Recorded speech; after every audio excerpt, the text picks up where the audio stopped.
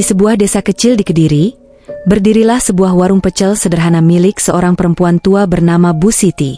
Warung itu terletak di tepi jalan, tidak terlalu besar, dan hanya beratapkan anyaman bambu.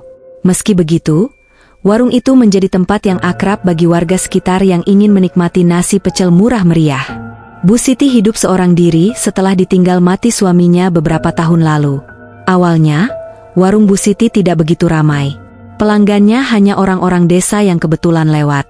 Namun, entah bagaimana, dalam waktu yang singkat, warung itu berubah menjadi sangat terkenal. Pelanggannya datang tidak hanya dari desa, tetapi juga dari luar kota. Bahkan ada yang rela menempuh perjalanan jauh hanya untuk mencicipi nasi pecelnya. Keanehan mulai dirasakan oleh warga sekitar. Dalam waktu singkat, warung Bu Siti yang dulu sepi mendadak ramai tanpa alasan yang jelas. Orang-orang yang pernah makan di sana mengatakan mereka merasa nasi pecelnya memiliki rasa yang unik, meski bumbu dan lauknya terlihat biasa saja. Rasanya bikin nagih. "Embok, aku sampai ingin makan lagi meskipun baru selesai," kata seorang pelanggan kepada temannya. Namun, bukan hanya kelezatan makanannya yang menarik perhatian.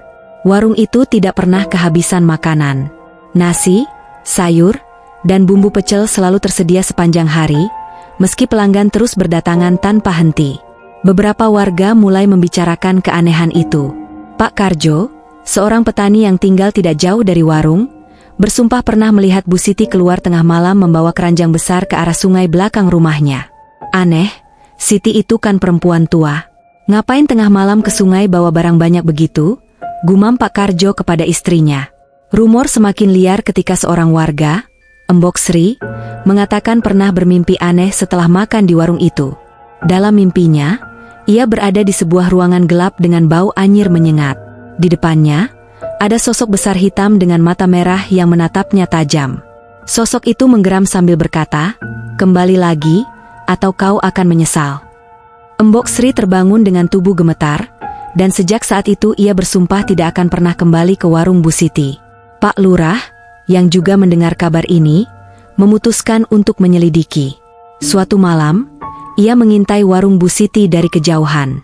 Dari celah dinding warung yang terbuat dari bambu, ia melihat Bu Siti sedang duduk di lantai dapur.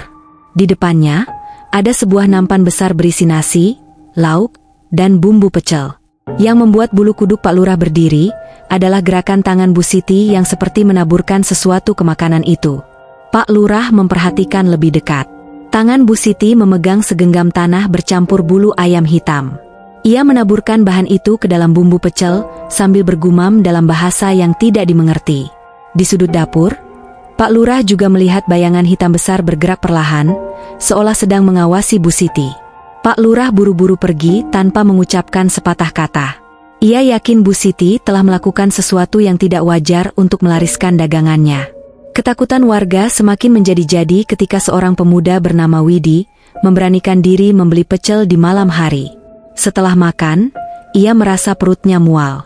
Ketika ia memeriksa piringnya, ia menemukan daun layu yang masih basah dengan darah segar. Widi langsung muntah dan lari dari warung itu. Kabar itu segera menyebar.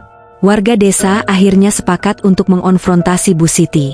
Pada suatu pagi, mereka berkumpul di depan warungnya. "Siti, kami tahu kau melakukan sesuatu yang tidak wajar. Jelaskan apa yang sebenarnya terjadi," teriak Pak Karjo. Namun, Bu Siti hanya tersenyum tipis. Matanya yang biasanya teduh tampak kosong, seperti tidak ada kehidupan di dalamnya. Ia berkata dengan suara pelan, "Rezeki itu ada jalannya, tidak perlu iri. Kalau kalian tidak suka, jangan datang ke sini."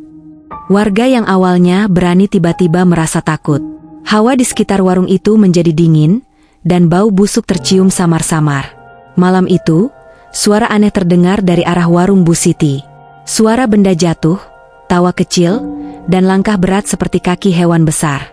Beberapa warga yang penasaran mengintip dari jauh, tetapi mereka hanya melihat bayangan hitam besar yang berdiri di tengah warung. Keesokan paginya, warung Bu Siti sudah rata dengan tanah.